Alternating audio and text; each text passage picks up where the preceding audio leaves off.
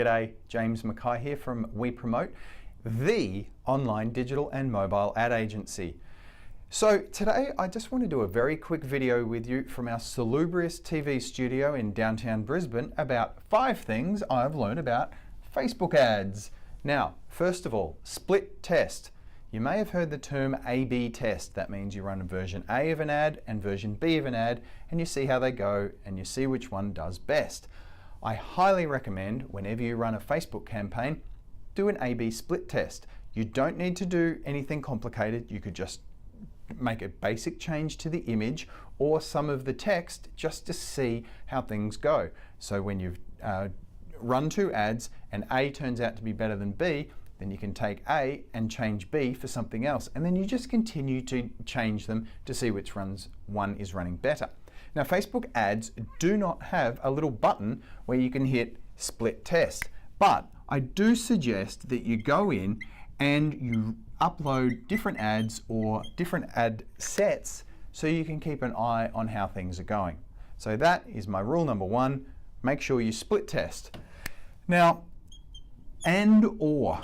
This might sound a little confusing, but when you're selecting an audience that's going to see your Facebook ad, you go and select interests or behaviors or demographics and more interests, behaviors and demographics. And long overdue this is, but Facebook now has a feature where you can do this interest and this interest and this interest, which means when you're trying to define an audience, you could say, I want to focus on people who are interested in AFL and gambling and ponies. Or you could then come over to the new feature and say, I want to find people for my ad who are interested in AFL or ponies. And that means that you can exclude certain things that you don't want your audience to be involved in. And that's a really good way to tailor down who sees your ad. So when you go in and you're selecting the audience, look for the little button that says exclude, and you can go in there, and that's essentially looking for the or audience, and that's very helpful when you need to define your audience. Third one is use third-party data. See what I did there? Third. So third-party data is all of the stuff that we were just talking about before for the and or. That is the interests, the demographics, the behaviors, and so on. Now, people think when they're running Facebook ads that it's all about the data that people have put into Facebook. That's not true. Facebook actually has partnerships where they are supplied third-party data from companies that do nothing but collect that data. So that means there might be companies out there compiling databases about people who are interested in certain real estate websites or what cars they drive or what they do for their hobbies on Saturday. That's not necessarily the sort of thing that you put into Facebook, but Facebook gets that data, and that is because they either buy it or they have an arrangement with a data supply company. So be very mindful of that. It's powerful stuff. If you go and try and run ads outside Facebook, you pay an extra premium for this sort of information, and you probably do with your Facebook ads, but it's not charged as an upfront cost, sort of blended in with the other ads. So make the most of the third-party data. Now, number 4 is platforms. And as we all know now, you can run Facebook ads and use Facebook ads to put out your Instagram ads. But the problem is, if you just go in and create an ad in Facebook and select that you want it to run on desktop, mobile, right-hand side, and Instagram, and go for it like that, then what you're doing is basically supplying the same information or the same ad copy to run next to all of those ad sizes. That is not cool, because the amount of text that you get to show in the desktop ad is a lot more than what you get to show in the mobile ad. And the Instagram one, in particular, has a totally different format of the way the ad text is laid out.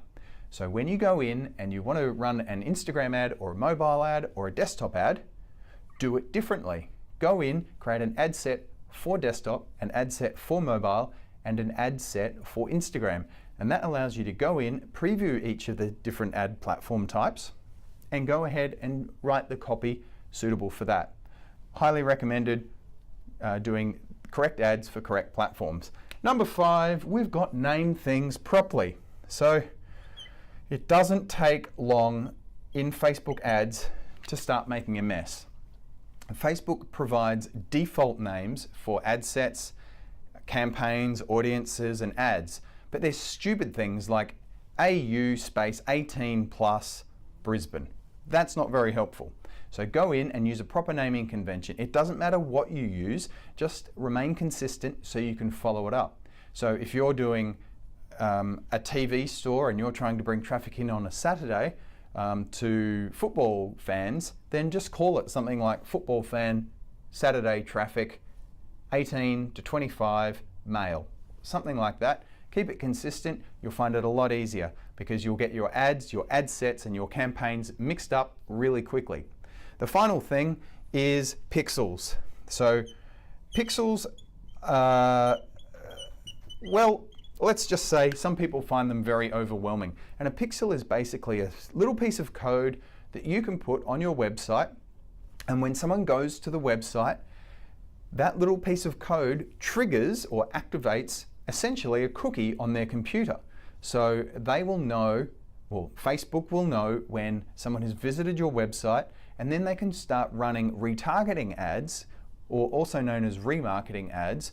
So your customer or potential customer can see your ad over and over, and when they finally make a conversion, like they buy or sign up for something, then that same pixel says, well, customer A has now gone through the process, they've filled out the form, we don't need to waste money showing them ads anymore. It's really handy. Now the pixels aren't easy to learn, they're pretty complicated, and Facebook has changed them, so they used to have multiple pixels, now they just have one. Go ahead, spend some time and learn all about Facebook pixels. It will make your ad buying and ad delivery a whole lot more effective. So there you go. There's 6 quick things that I've learnt. You got a bonus. 6 quick things that I learnt from Facebook ads that you can apply for immediate wins. There you go. Wait, one more thing. I forgot. I got to drop my mic.